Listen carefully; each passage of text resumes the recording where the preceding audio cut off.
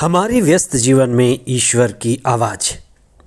हमारे पहले कितने ही लोग इस धरती पर आए और गए।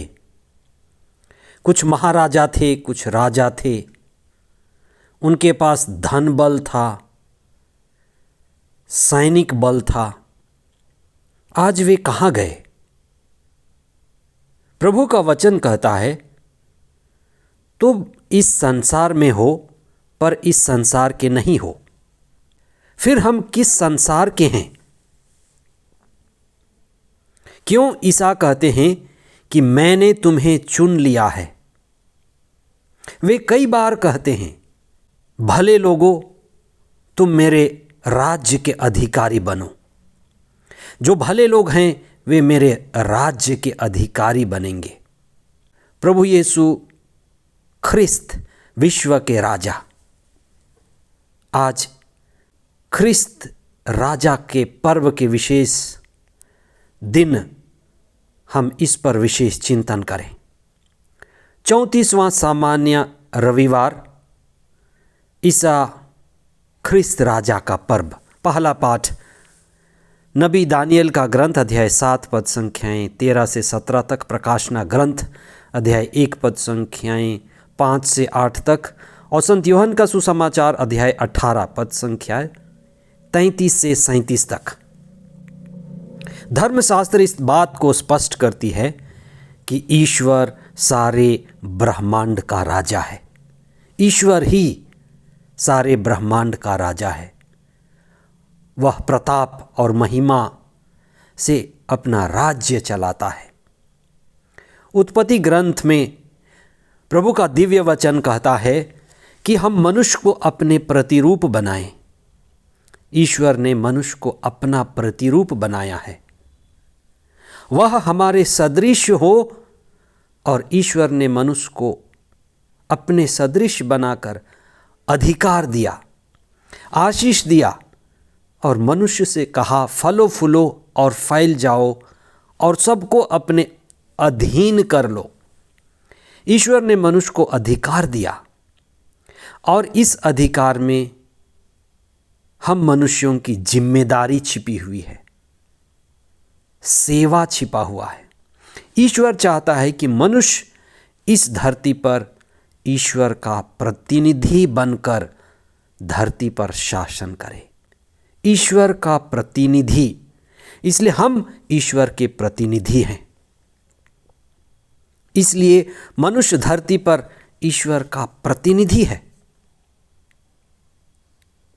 इसीलिए ईसा ईश्वर के राज्य के प्रथम प्रतिनिधि हैं। राजा दाऊद के वंश में आने वाले ख्रिस्त राजा, जिसको संत मती ने अपने सुसमाचार में लिखा है कि ईसा यूदा के राजा हैं। संत मती के सुसमाचार अध्याय 2 1 से 11 के बीच में हम पूर्व के ज्ञानी राजाओं के साष्टांग प्रणाम की बातें पढ़ते हैं, जो सोना, लोबान और गंधरस लेकर सांकेतिक रूप से ख्रिस्त, जो विश्व के राजा हैं, स्वर्ग के राजकुमार हैं, उनके पास दंडवत करते हैं। आज के पहले और दूसरे पाठों में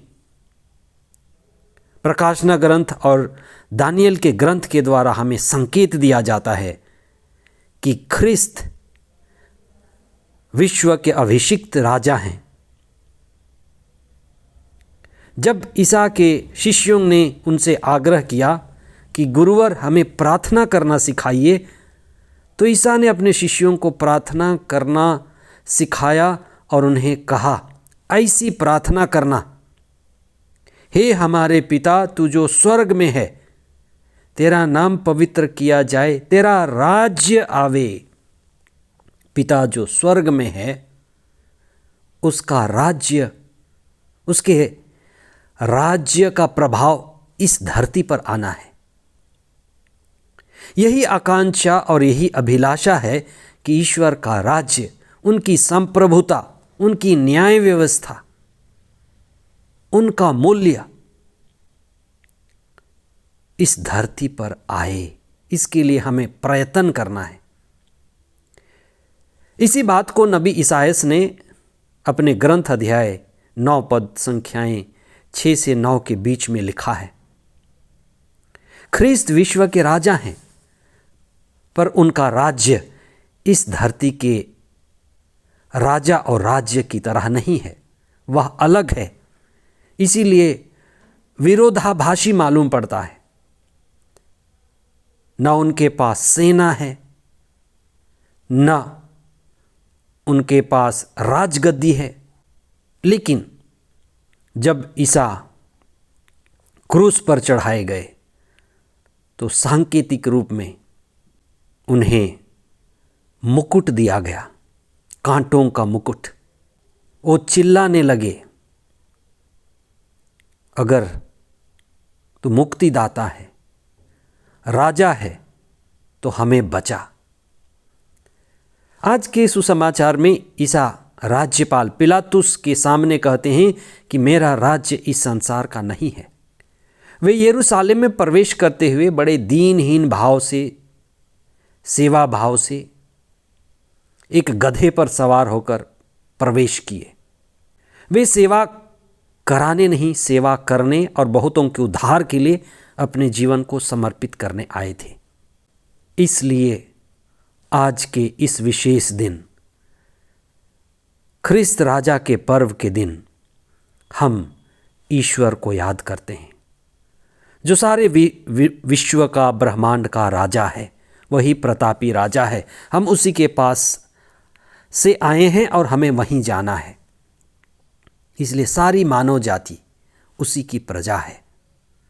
स्वर्गदूत गाब्रिएल ने मां मरियम को संदेश दिया था कि राजा दाऊद के वंश में वे सदा सदा राज्य करेंगे और उनके राज्य का अंत नहीं होगा।